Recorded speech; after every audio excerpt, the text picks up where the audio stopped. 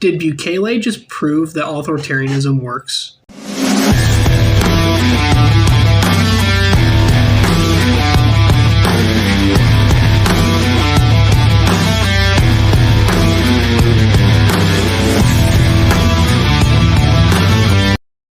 Welcome to Republican Talks, everybody. I'm your host, Kenneth Glenn, and today we're going to be talking about Bukele's regime in a way.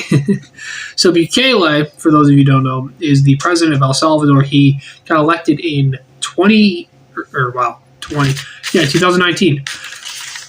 And since then, he has significantly lowered the crime rate of El Salvador. El Salvador had the highest crime rate for the longest time. And because of him, because of what he did, he ended up lowering all of the crime rate, which is amazing.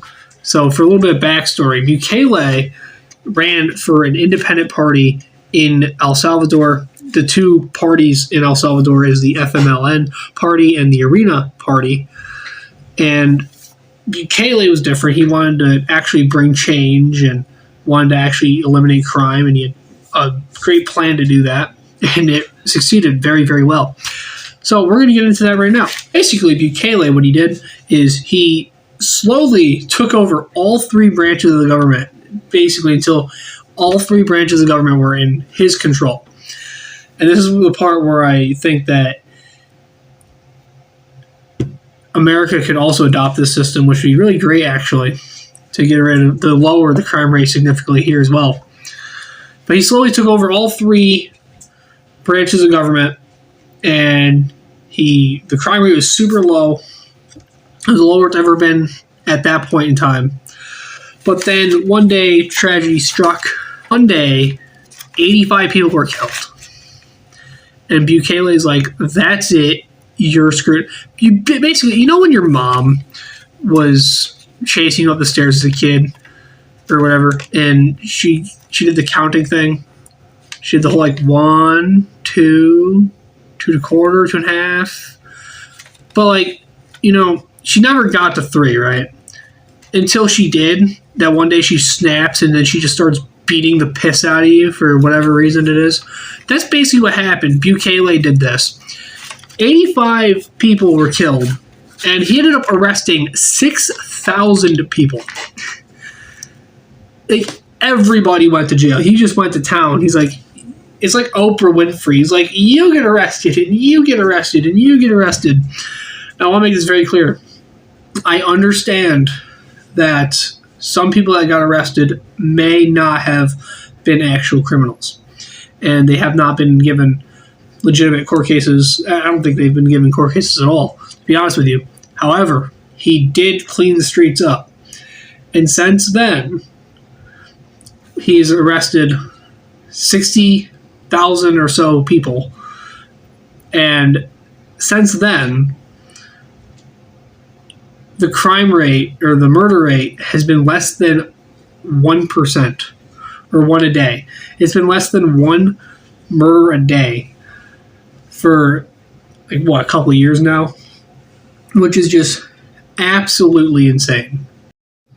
Now, if you pay attention to the world news and things like that in recent history, you may have seen what Bukele did in the video, the propaganda video that he posted for the world to see, and how he was taking care of the criminals and stuff like that. It was pretty good video. It showed him how good of a leader he was, how he actually said he did exactly what he said he was going to do. But there was one problem with the prisons. There's not enough space in the prisons for all the prisoners that they had. So then he ended up building the biggest prison in world history. This prison is capable of holding 80 or so thousand people, which is just insane. It's insane. 80 or so thousand people in one prison. It's awesome. And he's holding a lot of them there. And I know people have been complaining, people on the left, people on the right. The UN's complaining about human rights violations and whatever. But you want to know what? Who cares? Who gives a crap? You want to know why? Because the people in El Salvador are happy. They can finally walk out on the street without fearing for their life being killed by some savage animal, also known as an MS-13 member. And yes, they're not people, they're animals. They're actually happy, they're comfortable to live in their own country. They can walk outside, enjoy whatever they want to do. They can go shopping and not worry about things. They finally have that. You know how long it's been? It's been decades since generations have passed where they had to look over their shoulder constantly because they thought they were going to be killed.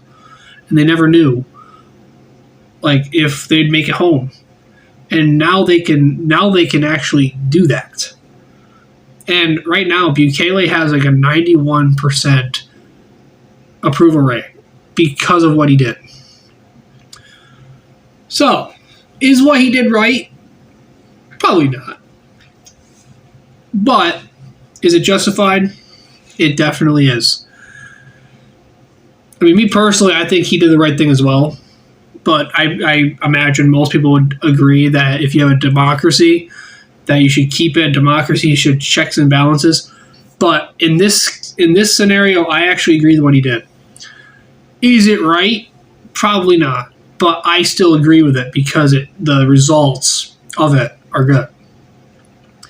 And the people are actually happy. You have a 91% approval rating, and people are happy. So all you wimpy foreigners that don't live in El Salvador can shut up because they don't know what they're talking about.